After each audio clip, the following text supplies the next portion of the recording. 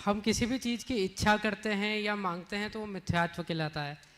और शांति धारा में हम वही चीज़ मांग रहे हैं या व्यापार वृद्धि वगैरह चीज़ें मांग रहे हैं, तो वो मिथ्यात्व है या सम्यक्त्व है?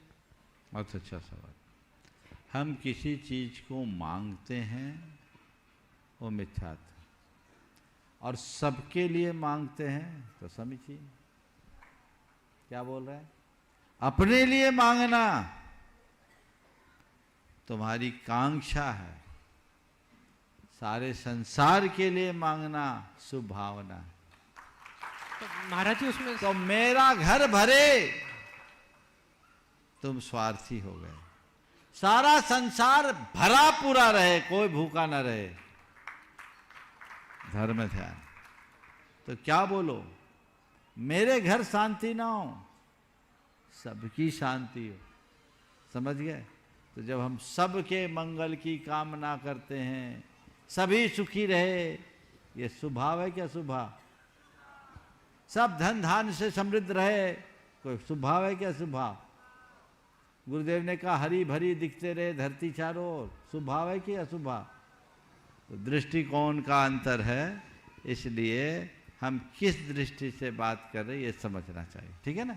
भगवान, ये क्वेश्चन ये है कि अनंत वीर्य भगवान सबसे पहले मोक्ष गए थे इस काल में, लेकिन उनकी एक भी प्रतिमा नहीं है। प्रतिमा बाहुबली भगवान की, बाकी भगवान की, उनको पहले भगवान में उनकी प्रतिमा क्यों नहीं है कहीं भी?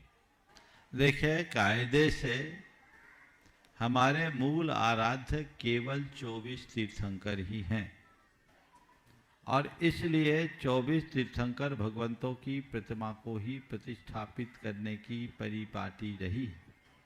हमारे जितने भी प्राचीन जिन प्रतिमाएं प्रकट हुई है वे सब तीर्थंकर प्रतिमाएं ही हुई।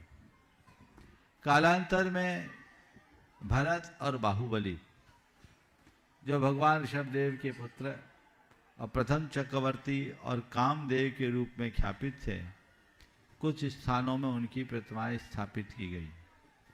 बाहुबली गोमटेश 1000 वर्ष से हैं, उनसे भी प्राचीन बाहुबली भगवान की प्रतिमा मध्य प्रदेश में कटनी के पास बिलहरी में 8वीं 9वीं शताब्दी की 2 प्रतिमाएं थी। और इसी काल की, लगभग इसके ही बराबर काल की छोटी प्रतिमाएं थी। एक फलक पर भरत और बाहुबली की 2 प्रतिमा जो थोड़ी भग्न थी, खंडित थी, हमने सिरोंजी तीर्थ क्षेत्र में देखी, जो लगभग 2.5-3 फीट की होगी, लेकिन अद्भुत प्रतिमा थी। और उसमें सबसे विशेष ध्यान देने योग्य बात है ब्रह्मचारी जी, उसमें भरत चक्रवर्ती के चिन्ह में चक्र लगा हुआ था, चक्र उनका लांछन बना था, और बाहुबली पे लताएं थी, ये अंकित की गई।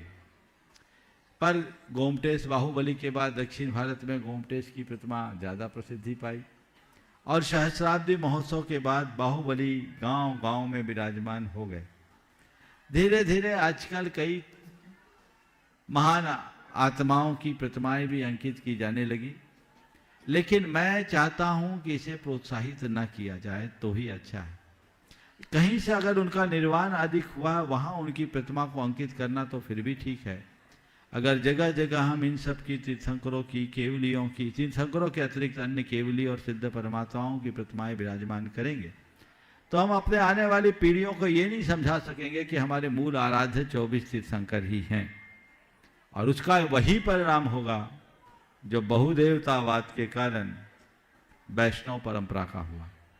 तो हमें इन बातों पर गंभीरता से ध्यान रखना चाहिए। शायद इसी वजह से अनंत कीर्ति आदि हमारे परमात्माओं की प्रतिमाओं का ज़्यादा चलन